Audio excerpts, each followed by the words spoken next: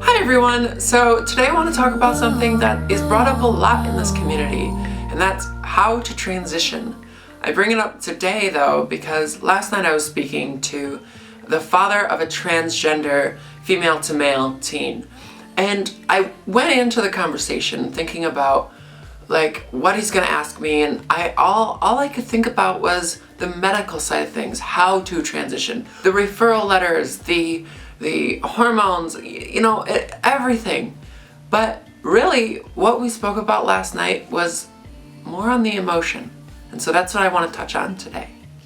So I've said this before, and I'll say it again. Transition is a transition for everyone, not just you. Transition affects everyone around you. It affects your parents, it affects your colleagues, it affects your coworkers, it affects your children. It affects everyone. Everyone that's involved in your life in some way, shape, or form. So as you transition, be aware of that. Or as you come out, be aware of that. Because if you assume that everyone's going to understand whether or not they accept or not, that's going to get you into trouble.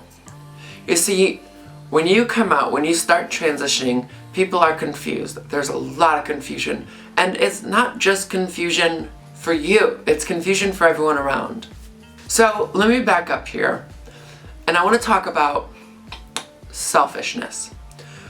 One thing that I've heard, and I'm sure many others have heard when they've come out, is that you're selfish. That is such bullshit. I think that's the first time I've sworn on this channel. You see, transition is something that takes a long time to come to terms with. And the older you are, the harder it is for you to come out.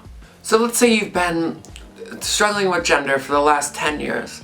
In a lot of ways, you can easily turn it around and say, I've been selfless for the last 10 years because I didn't want to come out to you. I didn't want to come out to my friends. I didn't want to come out to anybody because I was afraid of the ridicule. What's selfish is the fact that the people you want to come out to can only think about how it's wrong for you to come out. I mean, you're blooming, you're finally blossoming, you are becoming the person you meant to be. And then for them to say you can't do that, that's selfish. So if someone says that to you during your transition or your coming out process, don't let that affect you. You're not selfish. They are. They're the ones that are holding you back because they don't understand, or they don't want you to follow through with something that is so difficult. In an ideal scenario, they would be in your back pocket and want to help you. They would want to help guide you. They'd want to learn and experience just as much as you would. That's selflessness. I want to touch on my next point, which is the act of coming out. What I wish someone told me was the words to use. I feel like that's the hardest part about coming out, because it's not necessarily the act of coming out that's hard. It's how to say it. And I find that the best way to say it is to say it lightly. Don't drop the bomb. Just say that you're questioning your gender.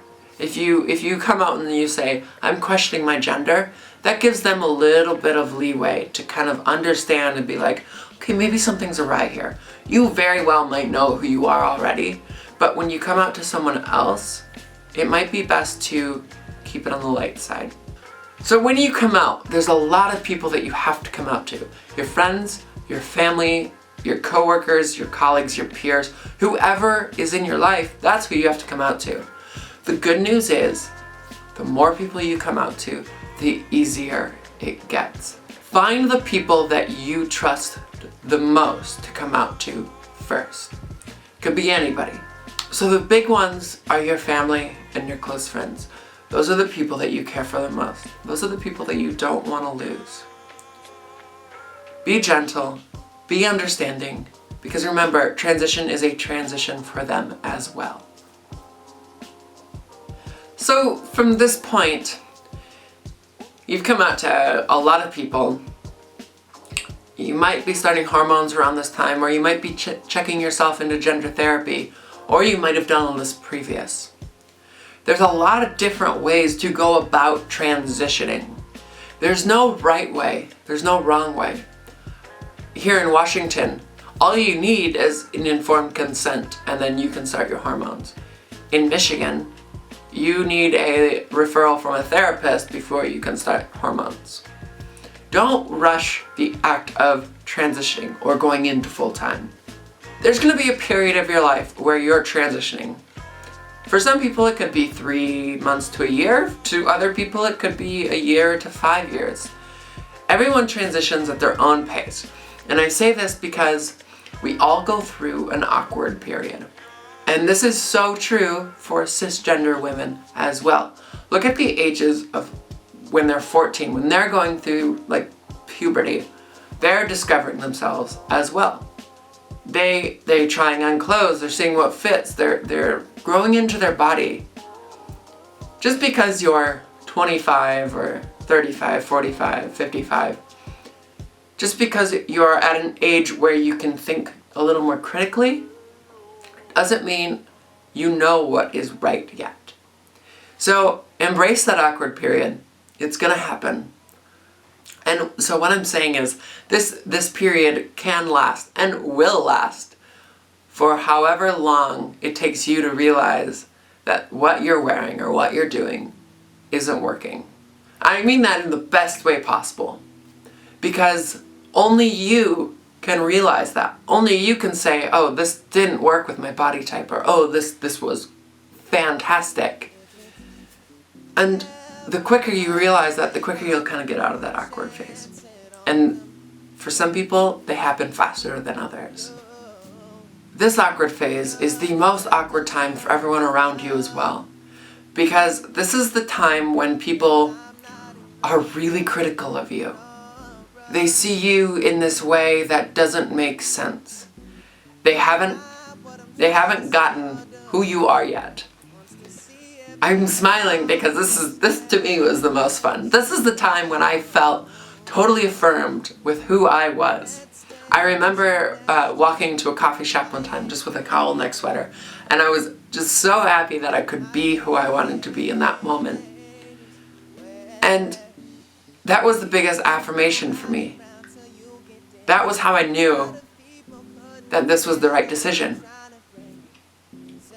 The people around you, though, see you in this awkward phase and see you trying things and see you exploring, and they don't get it. They don't understand. And this is why the people will be critical. They will say things that they shouldn't say. And most likely they won't apologize for it either. They're gonna say what's on their mind because they don't understand. They're selfish. They want you to be normal.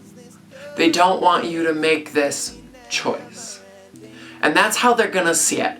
They're gonna see it as a choice. They're gonna see this person becoming another person because they want to. But really, you know it. It's because you need to. You can't suppress this feeling forever. If you do, you're just gonna become more depressed. They'll be confused. They'll try to understand. They'll want to be in your back pocket, but they're still going to be critical. And there'll be a point, and you'll know when it happens, when the judgment stops and they want to begin to speak openly about you.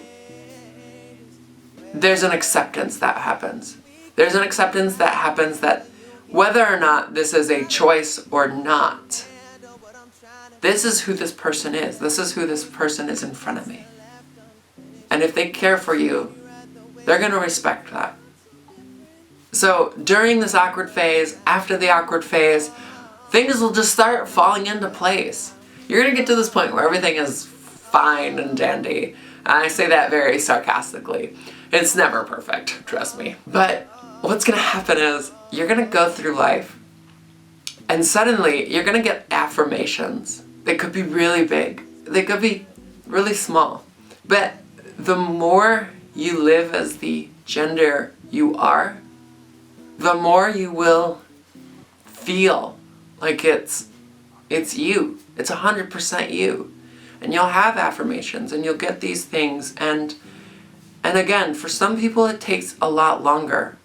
Someday you'll be having a conversation or something and someone will say something to you that they would have never said before. They're speaking to you as the gender that you identify with. And when that happens, you'll know it.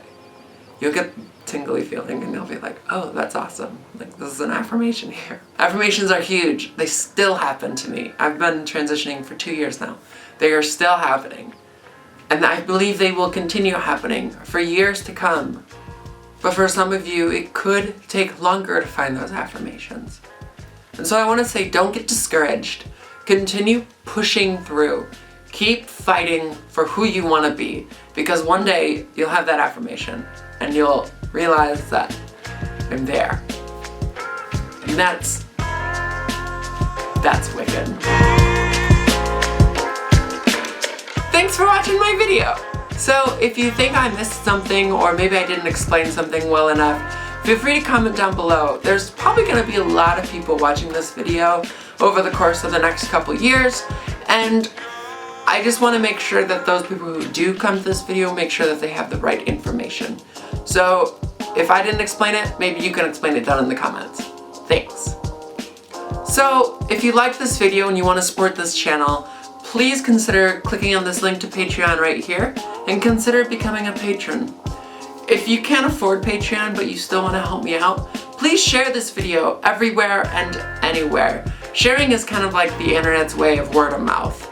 So, thanks! Alright, so I think that's all I have for you today. Yeah, I kind of felt like I was a little sassy in this video. I used words like wicked, and I think I swore earlier. Whew! Watch out!